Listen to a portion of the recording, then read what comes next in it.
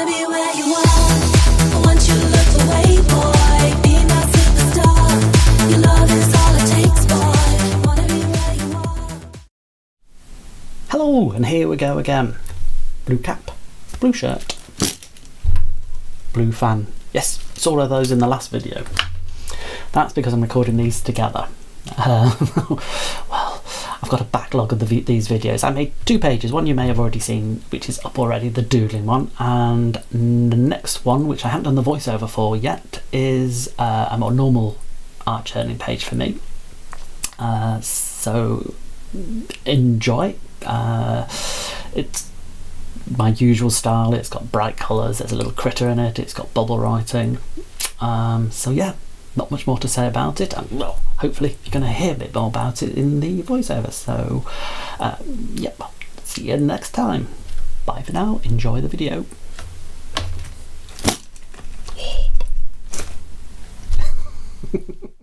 Hello, as you can see, I'm back with another page for you.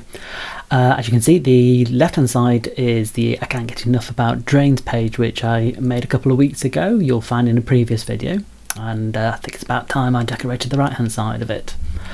I've started off by taking a couple of acrylic paints, mainly blue and green, and I'm applying a fairly wettish coat of the acrylic paint with a brush. I've covered about half of it before turning around and drying off the brush there, and I'm going to apply the green side of it. As you notice, I'm not quite reaching the blue colour with it. That's because I wanted to just lay down a base of the colour to begin with before I blended what was in the middle.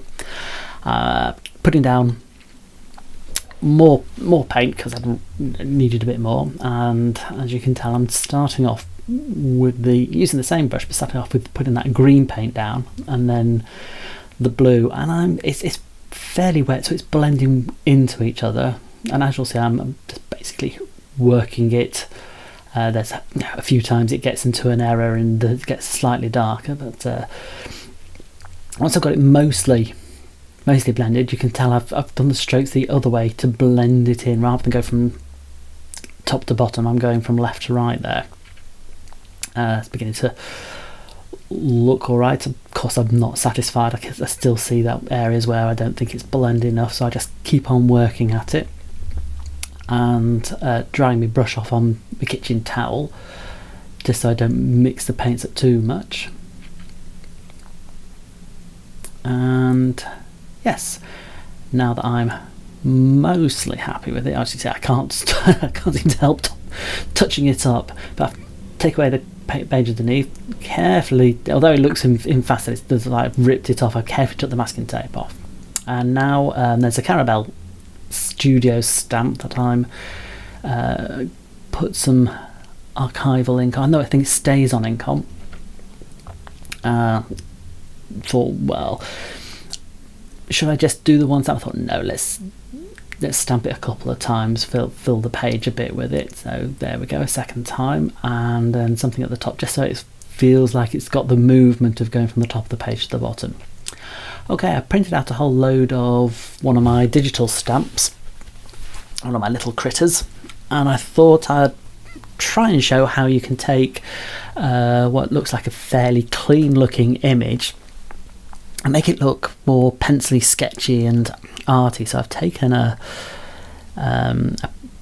pigment pen and I've kind of scribbled around the edges and started adding very rough shadow lines, which gives it that more sketchy, hand-drawn look to it, so you wouldn't know that it was vectorized. Okay.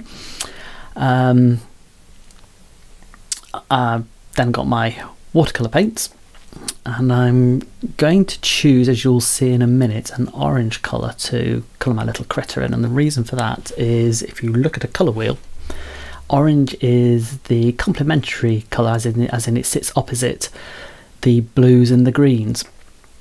It's also a warm colour against the cool colour, so it's going to have lots of contrast and stand out against the background. I don't tend to add an awful lot of water to my paints to get a more concentrated colour. around the shadow areas, what I've taken is my coloured pencils. I've taken a dark orange and shaded in where I kind of penciled those sketch marks in. Okay, and when it's all done and dried, I take my little critter and I've cut him out, placed him. I'm always placing my critters in the bottom right hand corner. Okay, he's now been stuck in, and I've taken a Posca lime green pen and I'm doodling the outline of a border I'd like to add. The next stage is to take my pen and basically fill it all in. Where the green pen has gone over, where I've stamped, I've coloured it in a couple of times, waited for the ink to dry or the paint to dry, and there we go, it's all dried. Now again, to give it contrast against the background, because the blue and the green tend to merge into each other, I'm outlining with a black paint pen, and as you can see, that makes the border stand out a lot more. It gives it kind of a cartoonish feel, doesn't it? I tend to like these kind of very cartoonish, graphic kind of looking pages. And I'm adding a little bit more detail to my border, just taking each loop and just expanding it out, just because I felt like it. I mean, none of my pages are planned. If they look planned, then brilliant, but they've never been planned. I have penciled in my journaling, which again was an overheard snippet of conversation of somebody saying, "Which way now?" So it means absolutely nothing, but I did like the idea of adding it. I've taken those pencil marks and I start with my pink paint pen to just draw over it, and then I start drawing around it just to thicken those letters up. See, I'm adding a bit more to the W and the A there. I'm kind of widening those letters up because I want them to look like bubble letters. So once I've got the initial letter and I know the spacing, I can then start thickening around, making sure sort of like, going as thick as the spacing allows me. So there we go. Once that's been done, I'm taking a dark letter. I'm all about contrast. I do like putting darks and lights against each other. So the dark blue outlines the words there, and again I've done the same with, like I did with the pink, as I start off with a very thin line and I start thickening up. Here I've taken a white paint pen, and to make it look more like bubbles, I've started adding white highlights. It seemed like I couldn't stop playing about with these letters.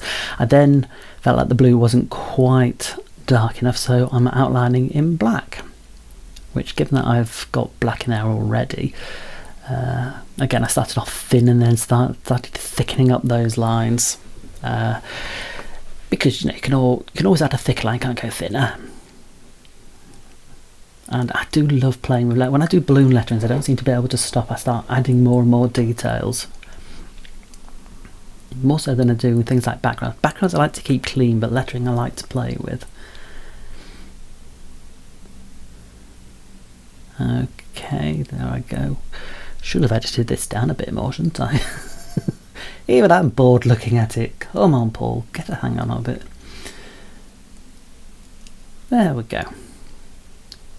Okay, so looking at that border, felt like it needed a bit more detail, so I drew circles within this, make it look like a scalloped edge, or like a lacy scalloped edge.